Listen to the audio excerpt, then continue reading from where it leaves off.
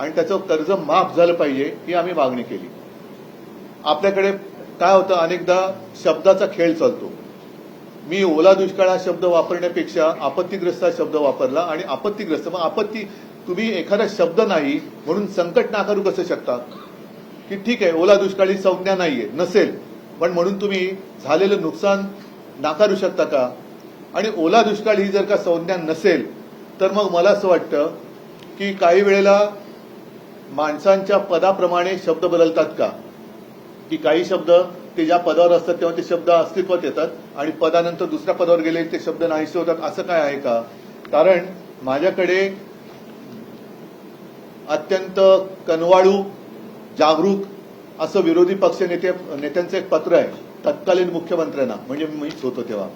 तत्कालीन मुख्यमंत्री मी जेव्हा होतो तेव्हा तत्कालीन विरोधी पक्ष नेते हे आजचे सन्माननीय मुख्यमंत्री महोदय देवेंद्रजी फडणवीस होते आणि त्यांनी तेव्हा मुख्यमंत्र्यांनी एक पत्र दिलं होतं. त्या पत्रातल्या 4 ओळी मी वाचतो. आता ही तारीख आहे 16 ऑक्टोबर 20 आणि परतीच्या पावसाने मराठवाडा, पश्चिम महाराष्ट्र आणि विदर्भातील अनेक जिल्ह्यांमध्ये झालेल्या प्रचंड नुकसानीबाबत आता तरी केवळ घोषणा न करता तातडीने थेट मदत देण्याबाबत. आणि त्याच्यात त्यांनी म्हटले की परतीच्या पावसाने मराठवाडा आणि विदर्भातील अनेक जिल्ह्यांमध्ये अक्षरशः हाहाकार माजवला. शेतकऱ्यांचे अतोनात नुकसान झाले आहे. मदतीसाठी तो अर्ज करत आहे. विविध वाहिन्यांवर शेतकऱ्यांचे अश्रू आणि व्यथा पाहून अतिशय वेदना होतात. या वेदना फक्त विरोधी पक्षाला नेत्याला होतात, मुख्यमंत्र्यांना होत नाही. मला झाल्या होत्या म्हणून मी तेव्हा कर्जमाफी केली होती. पण राज्य सरकारला अजूनही पाझर फुटायचे नाव नाही.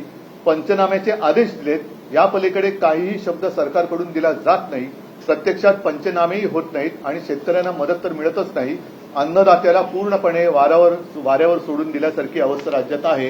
हे बाकीचं सगळं पत्र आहे. आता त्यातले शेवटच्या ज्या 2-3 ओळी आहेत, 2च, की नुकसानीची व्यापकता आणि सार्वत्रिक झालेले नुकसान पाहता तातडीने ओला दुष्काळ जाहीर करून दुष्काळाच्या निकषाप्रमाणे ही मदत दिली गेली पाहिजे. आपण तातडीने लक्ष घालावे ही विनंती. आपला गिचपीड देवेंद्र फडणवीस. गिचपीड म्हणजे त्यांची सही आहे तसं मी म्हटलं, मला वाचता नाही आली. नाही वाचता येतं तो बघा तुम्ही सही, पण अशी हे त्यांनी त्यावेळेला दिलेलं हे पत्र आहे. आता तेव्हा ओला दुष्काळी संज्ञा होती आणि मग तुमचं सरकार आलं ती संज्ञा काढली का? तर हे फालतू शब्दाचे खेळ करू नका. त्यावेळेला सुद्धा आमची नियत काढली गेली, सगळं काढलं गेलं, पण शेतकऱ्याला आज जी मदत पाहिजे ती अजूनही दिली जात नाहीये. मुख्यमंत्रीमध्ये पंतप्रधानांना भेटून आले.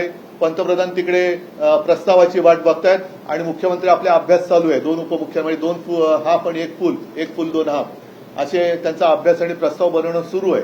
आता हे जे काय थोतांड आहे, केंद्राचं पथक माझ्या माहितीप्रमाणे, आपल्याकडे माहिती असेल तर मला, मी चुकीचं बोलत असेल तर मला करेक्ट करा, की केंद्राचं पथक अजूनही राज्यात आलेलं नाही.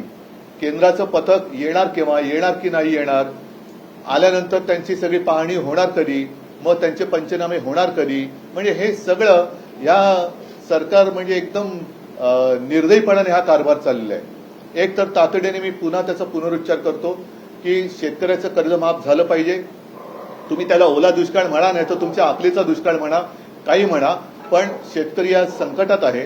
शेतकऱ्याला ताबडतोब हेक्टरी 50,000 रुपये मदत झाली पाहिजे. आता isakal.com आहे देशातील नंबर 1 ची मराठी न्यूज वेबसाईट. प्रत्येक अपडेटसाठी isakal.com ला नक्की भेट द्या.